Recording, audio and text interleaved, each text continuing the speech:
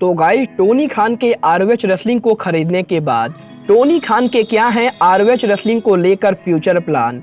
Tony Khan के ROH wrestling को खरीदने के बाद क्या एईडब्ल्यू के रेसलर्स करेंगे आरओएच में डेब्यू। एईडब्ल्यू के आरओएच रेसलिंग के साथ मर्ज होने के बाद क्या टोनी खान करेंगे आरओएच के रेसलर्स का एईडब्ल्यू में डेब्यू। और गाइस आरओएच रेसलिंग के फ्यूचर टेलीविजन शो और आरओएच रेसलिंग के प्रोडक्शन कॉन्ट्रैक्ट और रेसलर्स को लेकर टोनी खान के क्या है मेजर प्लान।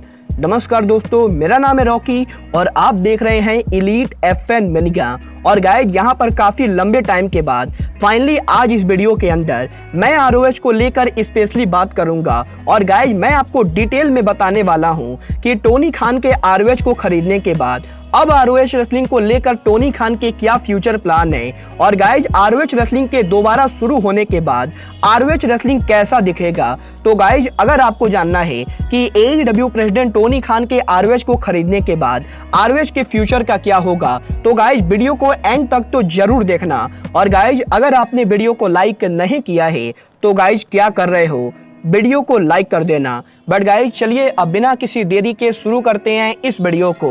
और गाइज सबसे पहले बात करते हैं आरओएच रेसलिंग कंपनी की। वेल गाइज जैसा कि हम सभी जानते गए टोनी खान ने $30 मिलियन दे के आरओएच को खरीद लिया है। और गाइज टोनी खान के इन $30 मिलियन देने के बाद अगर आपको ऐसा लग रहा है कि टोनी खान पूरी कंपनी को खरीद चुके गए और आरओएच की 100% शेयर टोनी खान के पास है, तो गाइज मैं आपको बता दूं ऐसा बिल्कुल भी नहीं गए। क्योंकि गाइज यहाँ पर जब भी कोई किसी कंपनी को खरीदता है तो गाइज वो बहुत ही रेयर केस होता है जब वो कंपनी के 100% शेयर को खरीदता है।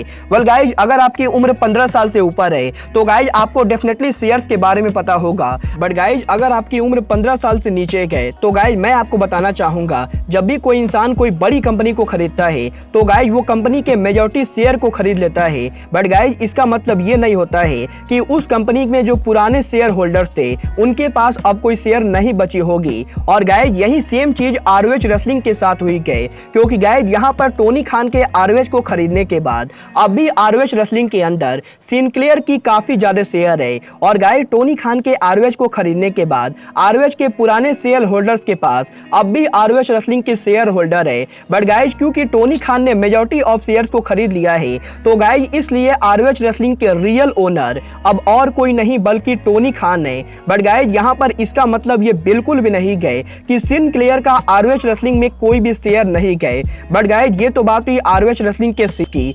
अब गाइज अगर बात करें यहाँ पर आरओएच रेसलिंग के रेसलर्स और फ्यूचर्स की तो गाइज टोनी खान के आरओएच को खरीदने से पहले आरओएच रेसलिंग के जो क्रिएटिव टीम डायरेक्टर और प्रोड्यूसर थे उन सभी को टोनी खान हटाने वाले गए। और गाइज टोनी खान के आरओएच को खरीदने के बाद अब टोनी खान उनका अपना प्रोडक्शन हाउस रखेंगे। और गाइज आरओएच रेसलिंग के एंट्रेंस के लिए जो स्टेज और रैंप बनता है वो सभी चीजें टोनी खान की टीम डिसाइड। और गाइज यहाँ पर टोनी खान के आरओएच को खरीदने के बाद अब टोनी खान वो इंसान होंगे जो आरओएच रेसलिंग के स्टोरी लाइन को बुक करेंगे। क्योंकि गाइज इससे पहले आरओएच रेसलिंग के अंदर एडम पियर्स आरओएच की स्टोरी लाइन को बुक करते थे। बट गाइज अब क्योंकि टोनी खान के पास क्रिएटिव कंट्रोल है तो गाइज यहाँ पर जैसे टोनी खान एईडब्ल्यू के बुकिंग को लिखते गए वैसे ही टोनी खान आरओएच के अंदर भी पूरी तरह से स्टोरी लाइन को बिल्ड करने वाले गए। और गाइज अब से आरओएच के अंदर जो भी होगा वो सब कुछ टोनी खान के स्टोरी के द्वारा होगा। और गाइज बात करें यहाँ पर आरओएच के स्टोरीज की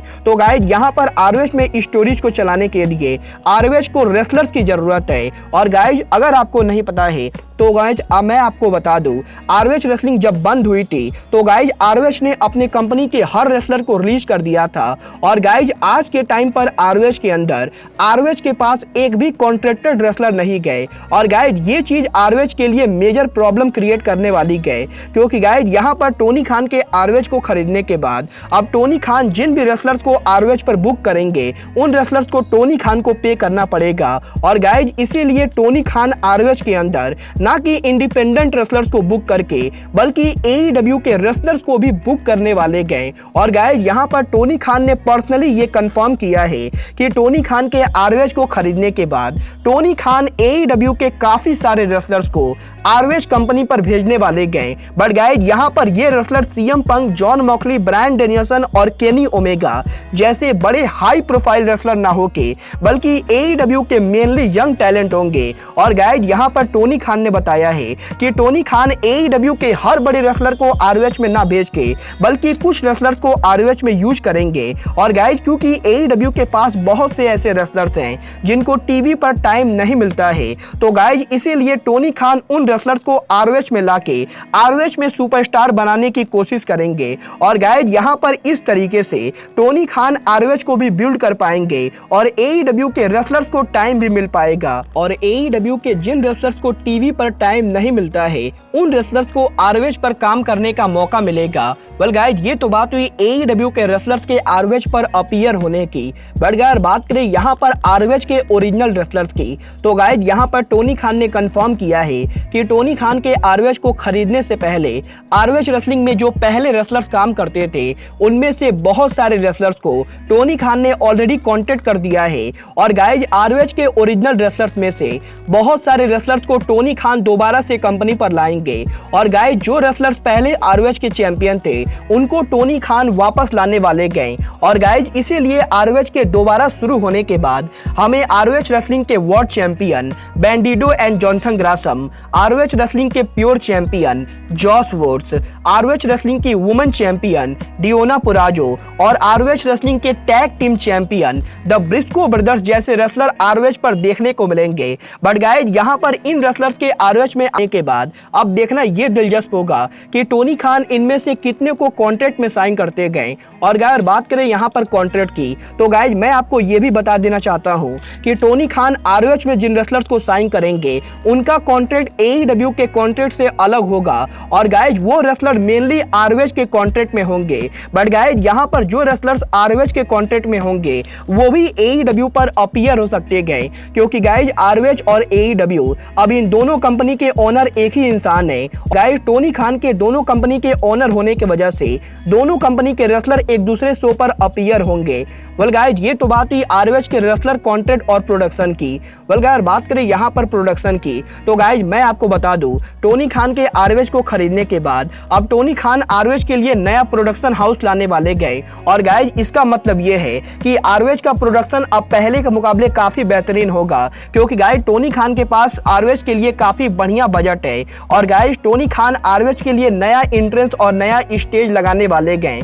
और गाइज मैं तो इसको देखने के लिए काफी एक्साइटेड हूँ कि आरओएच का नया प्रोडक्शन हाउस कैसा होता है। बट गाइज बात करें यहाँ पर आरओएच रेसलिंग के फ्यूचर की, तो गाइज मैं आपको ये बता देना चाहता हूँ कि आरओएच रेसलिंग के super card of honour pay per view के बाद आरओएच रेसलिंग उनके वीकली टीवी शो को भी वापस लाने वाले गए। और गाइज टोनी खान के आरओएच को खरीदने से पहले जैसे आरओएच रेसलिंग वीकली 1 आवर का टीवी शो ब्रॉडकास्ट करती थी, वैसे ही आरओएच फिर से 1 आवर का टीवी शो ब्रॉडकास्ट करेगी। और गाइज यहाँ पर जैसे आरओएच पहले टीवी टैपिंग करती थी वैसे ही आरओएच एक बार फिर से टीवी टैपिंग करेगी। बट गाइज इस बार आरओएच के टीवी टैपिंग की स्टोरी लाइन और मैनेजमेंट और किसी के नहीं बल्कि टोनी खान के हाथ में होगी। और गाइज मैं तो देखने के लिए काफी एक्साइटेड हूँ कि टोनी खान आरओएच के वीकली शोज को कैसे बुक करते गए। वेल गाइस बात करें यहाँ पर वीकली शोज के स्ट्रीमिंग की, तो गाइस टोनी खान ने ये कंफर्म किया है कि टोनी खान आरओएच रेसलिंग के वीकली टीवी शो को लेकर पॉसिबल डीवी डील को लेकर बात कर रहे गए। और गाइस टोनी खान वो पूरी कोशिश कर रहे गए जिससे कि आरओएच को पॉसिबल कोई टीवी डील मिल सके। और गाइस इस चीज को लेकर भी तगड़े रूमर है कि Tony Khan possibly Warner media से बात करके आरओएच रेसलिंग के 1 घंटे के शो को टीएनटी नेटवर्क पर ला सकते गए। वेल गाइज अगर आरओएच टीएनटी नेटवर्क पर आता है तो गाइज ये आरओएच की अब तक की सबसे बड़ी अचीवमेंट होगी, क्योंकि गाइज 20 साल तक आरओएच कंपनी के चलने के बाद भी आज तक आरओएच को नेशनल टेलीविजन डील नहीं मिली गए। और गाइज अगर टोनी खान आरओएच को टीएनटी नेटवर्क पर लाने में सक्सेसफुल होते गए तो गाइज आरओएच को अमेरिका की तीसरी बड़ी कंपनी बनने से कोई भी नहीं रोक सकता है। वेल गाइज आपको क्या लगता है आरओएच रेसलिंग एक बार फिर से सक्सेसफुल हो पाएगी या नहीं? आप सब मुझे कमेंट करके बताइए। और गाइज आप सभी आरओएच को फॉलो करने वाले हैं या नहीं, आप मुझे ये भी कमेंट करके जरूर बताइए। बट गाइज अब आज के इस वीडियो में बस इतना ही। मैं मिलता हूँ आपसे अपने अगले वीडियो में। बट गाइज तब तक के लिए just like Kenny Omega says, goodbye, good night and bang.